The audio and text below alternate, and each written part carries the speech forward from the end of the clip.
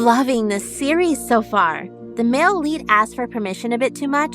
Could have done without it, TBH. 5 stars.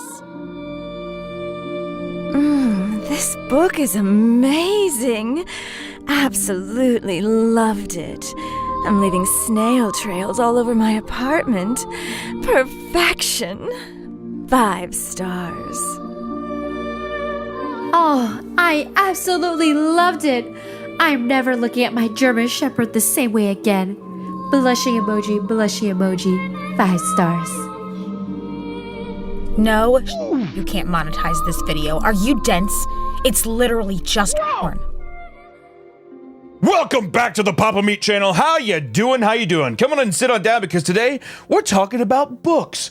Or we're actually kind of talking about smut. Oh, God. Book talk is a crazy thing that has taken over TikTok. You ever see women jump around, you know, or they do that silent review thing where they're like...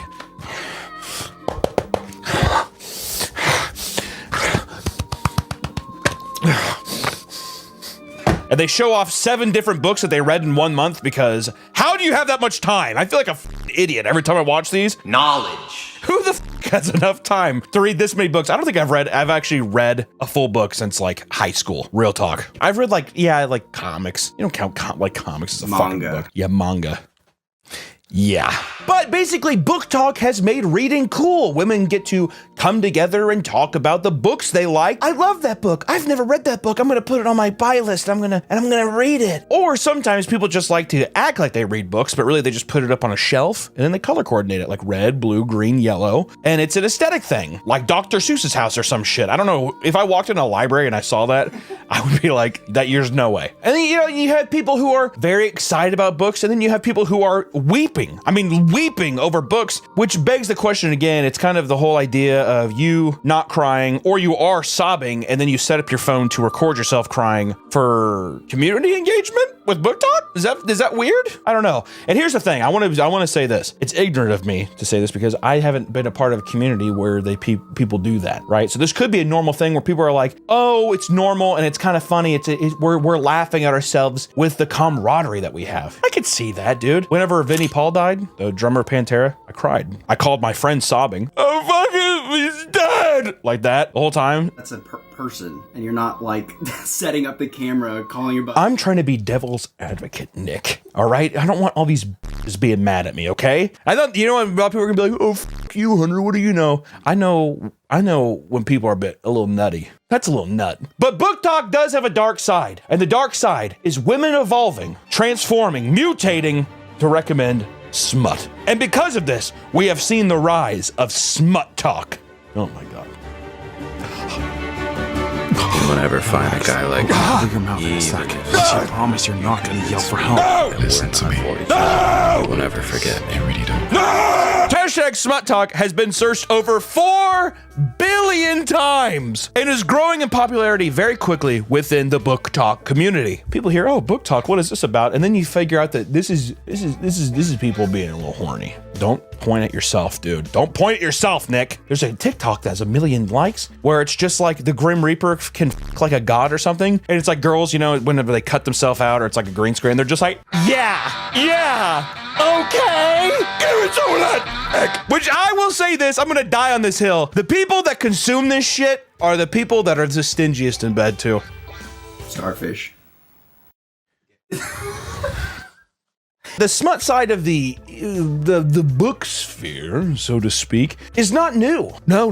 Do you remember a little book called 50 Shades of Grey? 50 Shades of Grey is probably the most notorious erotic fiction, and it's heralded as the book that brought spicy books into the mainstream. Girls getting a little goopy down below, a little swamp fever at work? Every time I think of 50 Shades of Grey too, I always think of Gilbert Godfrey reading 50 Shades of Grey. I agree to the sting, but I'd really like to claim your ass. There was the meme around the time it was coming out because it was so popular that like even during the movie, people were leaving cucumbers with condoms on them. There's that really image that circulated of the woman who she went to the grocery store. She only bought 50 Shades of Grey and one cucumber. Before 50 Shades of Grey, bookstores had a small section of erotica, but now they have full walls and aisles dedicated to it, which I don't think is wrong, Nick. I don't think is wrong. The problem I see with all this stuff is that people, they don't just come out and own it. They're like, it's literature. Oh, it's book talk. I love reading books. Why can't people just come out and just be like, I just want to be f***ing chubbed up all day? Can't say that as a guy. Double standard much? The girl's sitting there reading something next to me, Court of Thorns or whatever the fuck it is. And if I had a big Penthouse magazine and I was like, oh, so I'm the bad guy now. And you know, here's the thing. When I was younger, my mom, you used to be a little more Puritan, right? Women had there was little book stands you could spin. It's always the same thing. It's like woman with man holding or is behind her. It's like a fantasy novel. The time the cash register was always just like, my mom was reading that shit litigiously. Good girl. Does that make sense? Please do not say good girl about my mom, dude. My God. 2nd grade, there's this book, Big T-Rex. Partly why I bought it. But then there's a girl on an ATV and her titties were like, you can see them through the shirt. So let's dive into the world of book talk and see all the horror that goes on there. Come with me. Come.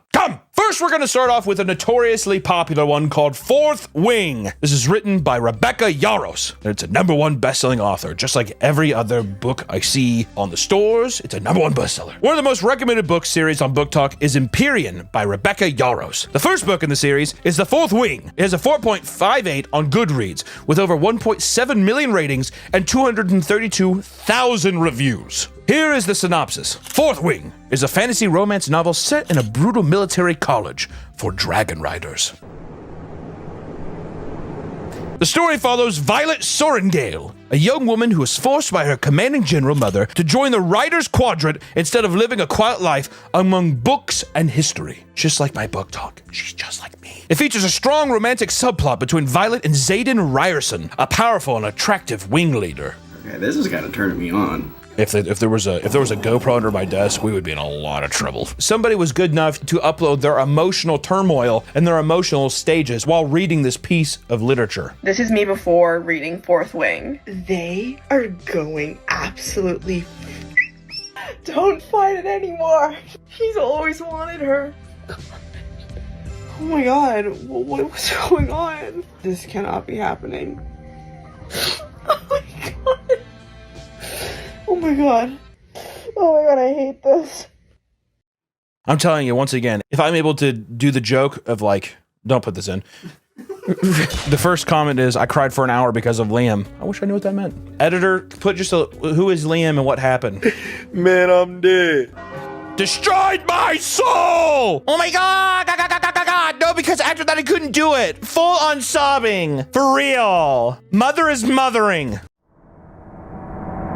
You know what's kind of pisses me off about this? It isn't even the emotional response, right? The cringe, right? Because I can sympathize with somebody giving themselves over a bit. No, I'm fucking pissed because I can't be a part of a community like this. I don't think I like anything enough to really be a part of that. What if they made a Magic the Gathering erotic fiction? If they made a Magic the Gathering erotic fiction, I would unironically read the shit out of that, and I would be laughing my ass off. Here are some of the reviews. I just want to read some of the reviews on Goodreads of what Fourth Wing is. I need the next book now! I cannot gather my thoughts and get my points out coherently right now.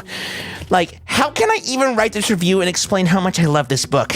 I swear, this book had me in the biggest fucking chokehold. 2 chapters in! I am obsessed with this book! The romance, oh my god.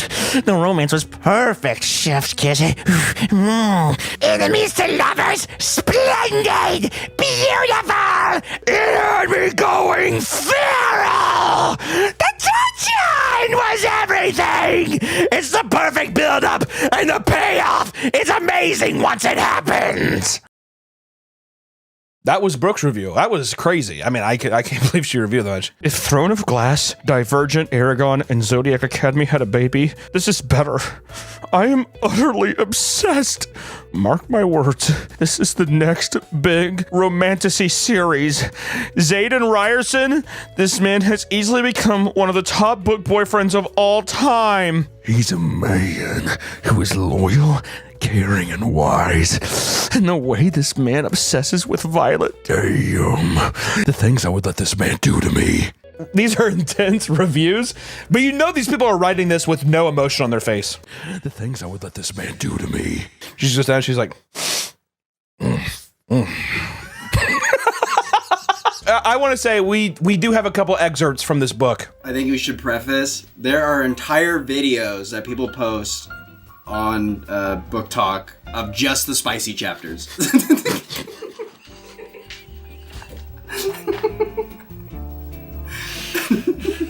I knew it was coming, but it still got me. People post entire videos of just the scenes, which at the same time, I understand. It's like the most titillating thing, but it's crazy that people can just be like that openly horny together. With would you say the parallel to guys is people just being like, that's hot? Yeah. You know, it's like similar to guys like Stella Blade or Stellar Blade. What is Stellar Blade? Oh, it's that like anime girl. People were going crazy on Twitter saying, don't censor her! Don't censor her! Stop censoring her! Leave her be! If we're going to talk about these books, we at least need to read some of the spicy passages so we can at least get an understanding of what these books entail, okay? So here's a couple excerpts from The Fourth Wing. This is from chapter 30. This is the first excerpt. He captures my wrist in one hand and holds them prisoner above my head. Violet? Zayden groans against my mouth. The plea in his tone floods my veins with a whole different form of power. Knowing he's just affected by our attraction, I am in a rush. This isn't what you want. It's exactly what I want. I counter. I want to replace the anger with lust, the death of the day with the pulse-pounding assurance of my own life. And I know he's capable of delivering all that and more. You said to do whatever I need. I arc my back, pressing the tips of my breast against his chest. His breathing changes, and there's a war in his eyes that I'm determined to win. That's pretty hot. That's pretty hot. Just, getting around. That's not too bad, though. I can see the kind of like little play to that. Here's excerpt 2. Our mouths collide, and the kiss is hot and hard and completely out of our control. No more holding back. Not anymore. I reach between us, guiding the head of his to my entrance. I did not know it went this hard. Some people say it's not smut. I did not realize it got this is graphic. Also the head of his cock. But this position is shit. He's considerably taller than the desk, and if I wasn't so desperate for him, I'd laugh. His biceps flex as he lifts me by the back of my thighs, and I wrap my arms around his neck and my legs around his waist. Our mouths meet in a ravenous kiss as my back hits the armoire, but I barely blink, too consumed with the stroke of his tongue, the feel of him between my thighs. Shit! Are you alright? He asks. I'm fine! You won't break me! He pushes inside that first tight inch of me, and I gasp at the fit, the stretch! What? So is this on Amazon? You said this is on Amazon? That's pretty... I go to Barnes & Noble, I'm just shaking the whole time. I'm flustered. I didn't realize, Nick. I didn't know. That one is the most tame. What do you mean that one's most tame? They get worse. The Fourth Wing is the most tame of these? Oh my god, okay. Here is another popular series on BookTok. The first novel in the series has 4.19 rating with 2.8 million ratings and 220,000 reviews. That's way more than the last one. A Court of Thorn and Roses, or Okatar, as people say, by Sarah J. Maas. It's a fantasy romance novel that follows the journey of Fair Archinson, a mortal huntress who is taken to the magical land of Perthian after killing a fairy wolf. Fear and Tamlin's relationship is central to the story, and it includes several explicit scenes. Which here's some reviews, which I love reading these reviews. This one is from Maria. I'm speechless. What am I supposed to say after this? Am I supposed to write a coherent review with vital points as to why this book was f***ing amazing? I can't even talk right now. I'm speechless. I want the second book in my hands, but my order still hasn't come. I'm ready to go to fucking England myself and purchase it. Kids, I'm literally dying here. Holy fucking shit. I shipped these two so hard I can't even breathe. When he sent her away, I wanted to scream. He gave her a good fucking and left her hanging. My God, Maria! That is unhinged to say right after you said, kids, I'm literally dying here. The kids in the back, they're in the kids part of Barnes & Noble, like hiding. She's like running around. Where the fuck are kids at? Where are they at? You don't even know how horny I am right now. We do have excerpts again from Okatar, A Court of Thorn and Roses. I put that review in because this is that scene that she's talking about. Oh, this is the scene. Okay, so we get the scene that she's talking about. Okay. Chapter 27, and apparently they say this is the spiciest part of the book. So ladies and gentlemen, buckle up. He leaned in forward and kissed me lightly. Not forever. And though I knew it was a lie, I put my arms around his neck and kissed him. He pulled me onto his lap, holding me tightly against him, and his lips parted mine. I became aware of every pore in my body when his tongue entered my mouth. Though the horror of Resin's magic still tore at me, I pushed Tamlin onto the bed, straddling him, pinning him as if he would somehow keep me from leaving, as if it would make time stop entirely. His hands rested on my hips, and their heat singed me through the thin silk of my nightgown. My hair fell around our face like a curtain. I couldn't kiss him fast enough, hard enough, to express the rushing need within me. He growled softly, and deftly flipped us over, spreading me beneath him as he wrenched his, and I dragged my hands through his hair, savoring the silken smoothness. He traced the arc of my hip bones lingering at the edge of the undergarments. He breathed my name onto my chest, one of his hands exploring the plane of my torso, rising up to the slope of my breast. I trembled, anticipating the feel of his hand there, and his mouth found mine again, and his fingers stopped just below. With one long claw, he shredded through the silken lace, and my undergarment fell away in pieces. The claw retracted, and his kiss his fucking wolf claws can retract. The claw retracted, and his kiss deepened as his fingers slid between my legs. I'm telling you, we're getting swampy in here. I'm telling you, it's about ready to be a whole bag of melted jelly beans before too long. I wanted him now. I wanted the barriers of our clothing to vanish. I wanted to taste his sweat. Wanted to become full of him. Don't stop! I gasped out. He lunged, a beast freed of its tether. We were a tangle of limbs and teeth, and I tore at his clothes until they were on the floor, then tore at his skin until I marked down his back, his arms. His claws were out, but devastatingly gentle on my hips as he slid down between my thighs and feasted on me. Stopping only as I shuddered and fractured. I was moaning his name when he sheathed himself inside me in a powerful, slow thrust that had me splintering around him. I want to tell you something. A friend of mine, his wife gave my wife this book, and she'd never read it, and I hope to God it stays that way. How am I supposed to follow this up, dude? Motherfucker has retractable fingernails and stuff like that. It is going to be a sad day when she reads this book. We moved together, unending and wild and burning. And when I went over the edge the next time, he roared and went with me.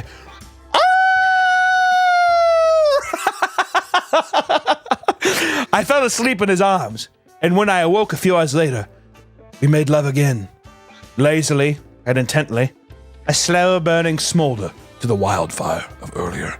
And then he fucking bails. There's the reality check, women. You know what happened is actually they were like, and they lived happily ever after. I bet you the fucking author, what's her name again? I bet somebody fucking left her hanging. Don't you want to stay? And the guy's like, no. Dude, that wasn't as bad as the Fourth Wing. This next one.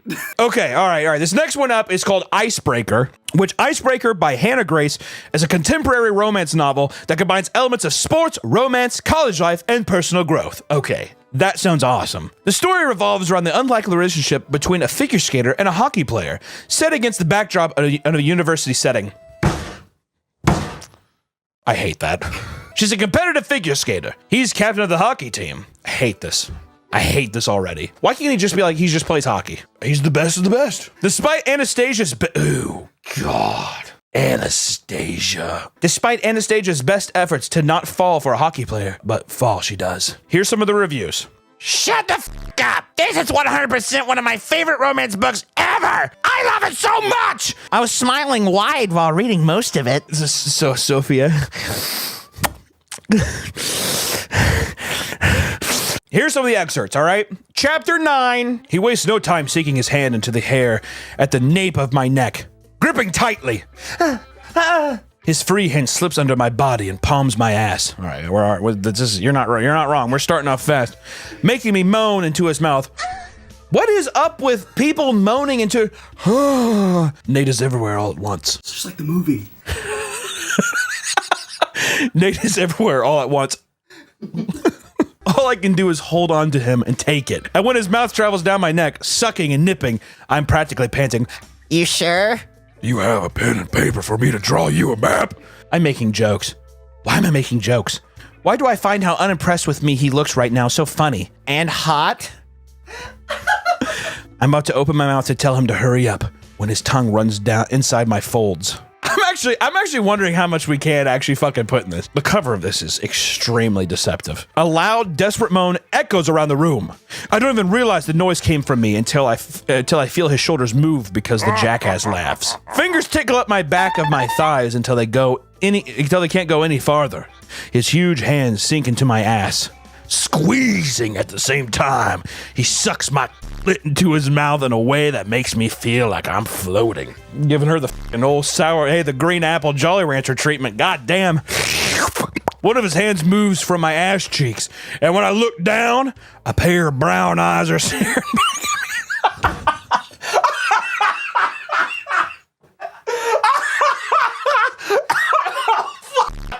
What the fuck? It's like a fucking it's like an eyewitness animal documentary. Remember that song? He's sitting there. Oh, hey Nate, you about ready to make me act up? They stay burning into me. Watch me closely as two of his fingers slide into me, finding my G-spot in 2.5 seconds. The feeling keeps building. Hands tug harder at his hair as I cry out. Stiletto heels digging into the hard muscle of his back as I desperately try to move my hips to ride his finger. Nothing, I whimper. I'm wound so impossibly tight I can't breathe.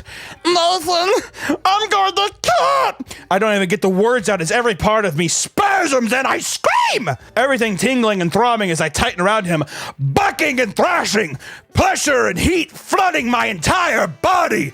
Removing his fingers and mouth, he leans back so he can look up at me properly. Wearing the smuggest expression I've ever seen as he sucks his fingers into his mouth, not once breaking eye contact. Oh my God! Wow. That's chapter 7? That is early on, or chapter 9. Wow, and we still have more to read. I don't know what I'm supposed to tell. That one got me good. I don't know if they're gonna get any better, but here's we go. We're gonna keep going forward here. We gotta keep pushing on. My trader's hips are moving on their own accord. A desperate whimper slipping from my parted lips as Nate slowly and deliberately rolls his hips forward. Oh, Nick, this one's taking it out of me, man.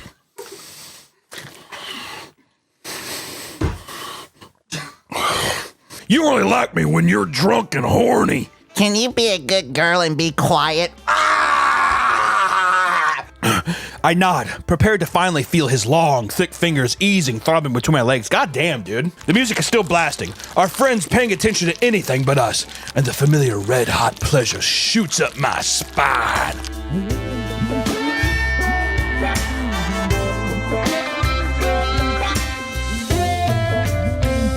There's no way we can put that. That has to be one long bleep, and viewer, you're just gonna have to read the book yourself. There's also a very notorious shower scene. We can't. Well, this video there's no way it's monetized. The video has to be age-gated by this point, right? Yeah, you guys, the serious ones do, but how about we get down to some fucking, let's dive deeper. Well, let me take you down to another one called The Morning Glory Milking Farm. On the list, it was rated number 2 on the Amazon's book list at one point in time. All right, so show some fucking respect for a milking farm. Morning Glory Milking Farm by C.M. Nascosta is an erotic romance novel set in a world where humans and fantasy creatures coexist. Sounds like every other book on this list. The story follows Violet, a young human woman struggling to make ends meet, who finds employment at a milking farm, where minotaurs are milked for their valuable essence. The book explores Violet's journey as she navigates her unconventional job and develops a deepening relationship with one of the Minotaurs, Rourke. Which we're just gonna get into the excerpts, dude. We gotta keep this thing rolling, man. I am exhausted. Which, this is chapter 3 in the book. The popping goes were the Minotaurs who visited the farm infrequently, sometimes for the first very time, who were unprepared for the sensation of the sucking milking machine nozzles, ejaculating almost immediately and leaving the room just as quickly, unable to meet the tech's eye. no matter how they blustered when their pants were still on. Okay, so we're just getting straight to, we're milking just Minotaur baby gravy. Okay. Almost as if the ogres had spoken it into existence, the first client of the day was one of the Pop and Go bowls, full of swagger, commenting that he hoped the impressiveness of his member wouldn't scare off the new girl. That's our leading lady. When the nozzle was applied to his head, the green light on the machine illuminated almost immediately, and the Minotaur stiffened, shaking as though he'd been electrocuted against the bench above. He was silent as he dressed, thin tail swishing as he ducked out of the door, and his pants still unzipped. He came immediately. Wow, there you go. So we apparently cannot say any more. We're riding an extremely thin wire here, ladies and gentlemen, okay? Let me tell you, there's thousands of these books, but we just want to end it on this one. The Kiss Quotient. Here's the synopsis. Stella Lane, an econometrician with Asperger's, believes she needs practice in romance and intimacy. She hires Michael Fan, a handsome escort, to teach her about relationships. It is rated a 3.9 with 500,000 ratings and 50,000 reviews, which we just want to do an excerpt from chapter 8, and it goes as followed. How should I? What should I? Maybe I... She gripped the collar of her shirt. Should I undress? I don't know. It's not in the lesson plan. Once the words were out, he wanted to take them back. Her list annoyed the hell out of him, but he didn't need to belittle her. Are there parts I should reword? I'd be happy to change things. She turned back to the lesson plan and skimmed her fingers over the lines at a thoughtful pace. The ball of irritation in his chest loosened. He couldn't be annoyed with her when she didn't understand.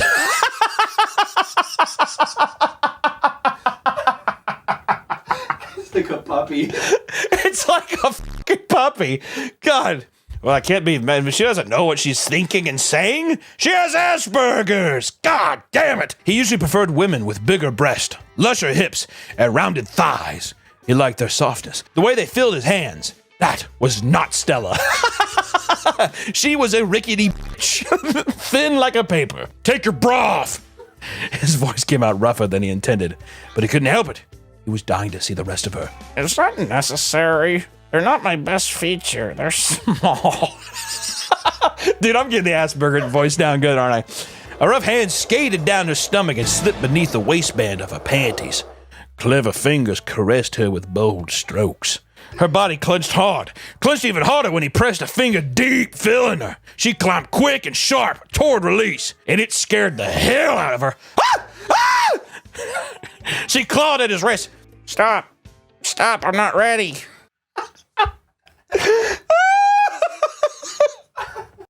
Okay, I'm f***ing calling it there. Here's the thing. There's no way in hell this video, you're even going to see this video. It's going to be age gate. We're going to have to delete it probably. I don't know.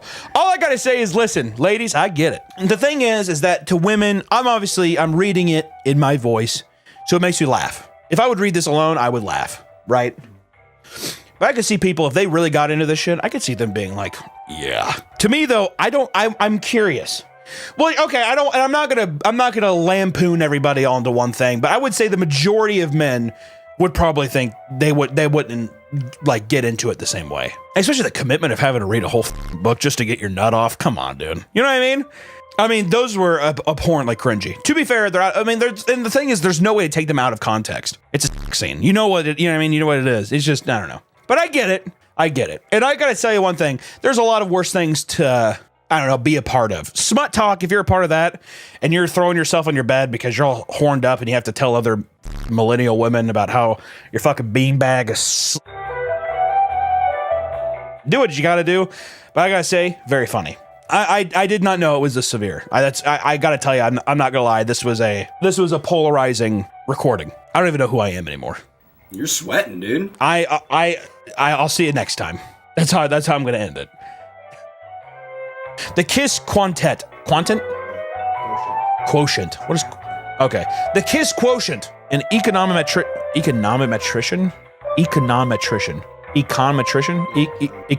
There we go. Stella Lane, an econometrician. Say it again. Econometrician.